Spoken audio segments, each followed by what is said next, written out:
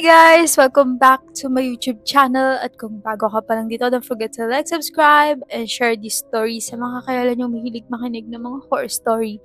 At bago natin simulan ang kwento ni Rosita, kung may mas nakakatakot kayo experiences, send nyo lang dyan sa FB group natin or di kaya dyan sa comment section. So let's start! Sabi ng pamilya ko, niligtas daw ako ng isang aswang mula sa kapwa niyang aswang. Noong panahong iyon, kakalipat lang namin mula sa Maynila papunta sa probinsya. Dahil magsasaka ang tatay ko, madalas siyang umakit sa bundok kung saan naroon ang aming lupang sakahan. Daddy's girl ako noon, kaya halos palagi niya akong sinasama. Habang nag-aalala siya, ako naman ay naglalaro lang sa maliit na treehouse na siya mismo ang gumawa para sa akin. Pero isang araw nang silipin niya ako, wala na ako roon. Hindi niya alam kung gano'n na ako katagal na mawala. Tansya niya, halos 2 oras na siya nag-aararo. Kaya posible rin gano'n rin katagal akong nawawala. Halos mabaliw na raw siya sa kakahanap sa akin. Nang hindi talaga niya ako makita na pagdesisyonan niyang bumaba ng bundok para humingi ng tulong sa mga kamag-anak namin. Habang pababa siya, bigla niyang nakasalubong ang tiyuhin ko. Karga-karga niya ako. Mahimbing daw akong natutulog. Agad tinanong ng tatay ko kung saan niya ako nakita.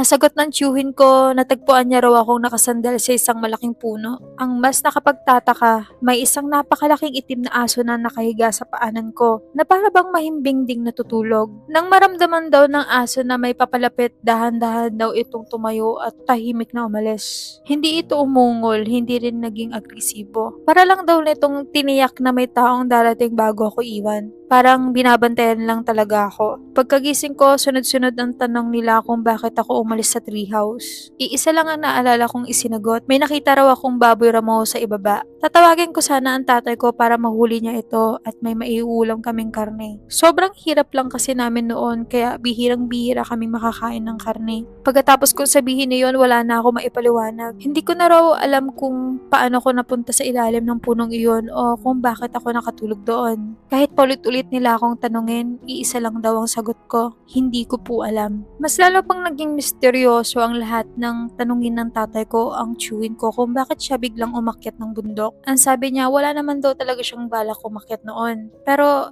ilang oras na raw siyang hindi mapalagay. Para bang may kung anong hindi maipaliwanag na pakiramdam na paulit-ulit siyang inuudyukan na umakyat. Habang tumatagal, lalo raw bibigat ang pakiramdam niya hanggang sa hindi na niya kinaya at tuluyan siyang umakyat. Sakto namang doon niya ako nakita. Maraming taon na ang lumipas at ang buong pangyayaring ito ay ikinukwento lang din sa akin ng lola ko. Naalala niya ito isang araw nang ikwento kong paminsan-minsan na naginip ako ng isang malaking itim na aso. Hanggang ngayon, hindi ko alam kung ordinaryong aso lang ba talaga yun. O gaya ng paniniwala ng matatanda sa amin, isa iyong nilalang na mas kinakatakutan pa ng tao. Nasa kung anong dahilan, pinili akong bantayan at iligtas sa araw na yun. Baka aso lang talaga yun. Pero nung bata ako, kunento ko na rin sa inyo yung may nilalang sa bubong namin, pusa siya. Tapos ang ginagawa, hindi siya kwento kasi ako rin mismo. Narinig ko rin talaga siya. And hindi siya isang beses lang nangyari sa bahay namin. Ilang beses, mga 3. Tapos, ewan ko, bakit ganun? Nangyari siya sa amin talaga sa bahay namin.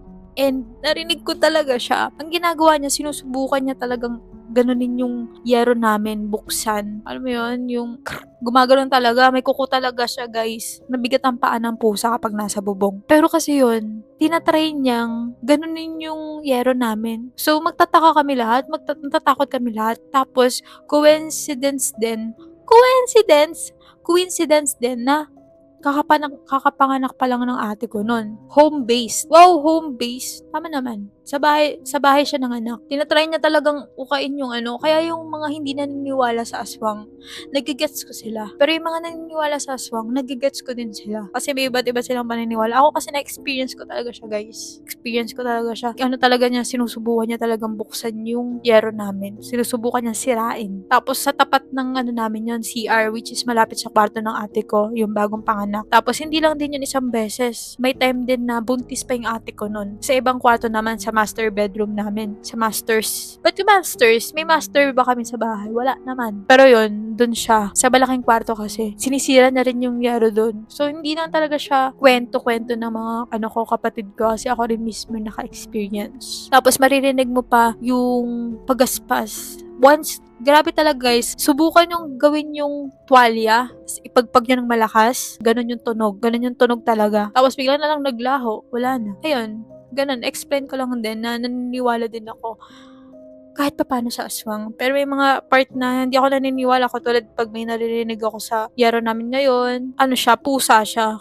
Mabigat lang talaga. Pero yun kasi sinusubukan niya talaga guys. Tapos alam niyo ba, ano ko rin, share ko lang din sa inyo, yung nanganganak yung ate ko. Sa bahay lang kasi siya nanganganak. Ay, yung panganay pala niya yun, panganay niya. Doon siya sa bahay nanganak. Tapos grabe guys, purong puno ng dugo. Grabe, nakakatakot. Nakahiga siya sa sahig, tapos punong-puno ng dugo talaga guys sa sahig. Sobrang nakakatakot. Grabe, kinaya niya yun ng walang dextrose, ng walang tusok-tusok sa katawan. Kasi kailangan niya, di ba? Ewan ko lang kung anong ginawa. Hindi ko rin tinanong kasi. Pero grabe, daming dugo talaga, as in. Tapos ako pa pinapabili ng mga diaper, yung for adults, yung ganyan. So yun lang guys, na-experience ko din yung mga aswang-aswang na yan. And ang nakakatakot, bata pa din siya nun, tapos kinuha siya ng aswang, tapos binantayan din siya ng aswang. Pero hindi ko alam kung aswang ba talaga yun. May mga, alam nyo kasi guys, yung mga aso na yan, matatalino kasi talaga mga aso.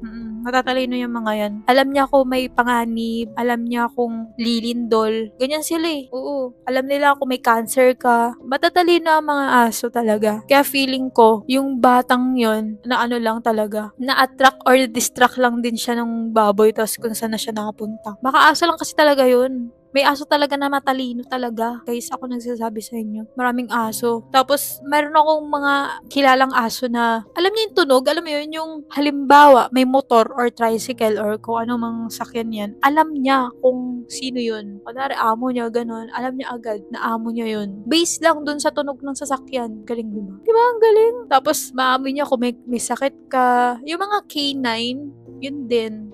Yung mga trained dog, alam nila kung may drugs. Di ba ang tatalino nila? Alam niyo ba kung bakit canine lang? Kasi kapag K10, pusa na yun. Hindi aso. Putik. Anyway. Pro ko anyway. Visit. Pero matatalino talaga ang aso guys. Kaya lang right now, meron akong favorite na aso. Yung may cheese.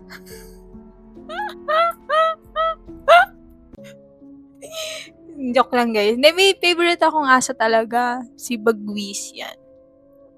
Kung napupunta kayo sa sa TikTok ko, and meron akong doon, video na pinakita ko si Bagwis. Yan. Siya yung favorite kong aso. Wala na ako ibang favorite na aso. Yan, si Isko. Natakot ako kay Isko. Alam nyo ba guys, favorite ko din ang aso. Kaya lang, ilang beses kasi ako nakagat ng aso, kaya trauma ako sa kanila. Tapos na-experience ko din yung habang nasa motor ako, yung hahabulin ng aso. Sobrang traumatized ko, guys. As in, ako na nagsasabi sa inyo. Kahit nagagalit na sa akin yung, yung nagda-drive. Kasi inaangat ko yung inaangat ko yung paa ko talaga. Yung parang alam mo yung dadantay ko sa kanya yung paa ko, ganun. Kasi natatakot ako. Ang OA kasi ng mga aso. Tapos may nakapagsabi sa akin, kaya daw ganun, naamoy daw. Naamoy daw na Pero hindi ako naniniwala dun. Hindi naman ako kumain ng aso, guys. Bawal yun. Pero sabi nila, biro-biro nila na naamoy daw kasi nila na nakakain ka na doon ng aso, ganyan. Or nakabangga ka na doon ng aso. Naniniwala ko, matalino talaga, guys. Matalino talaga yung aso. Promise. Ako nagsasabi sa inyo. Matalino talaga sila. Pero may iba talagang depende rin sa pag-aalaga. Depende rin sa pag-train. May mga pasaway talagang aso.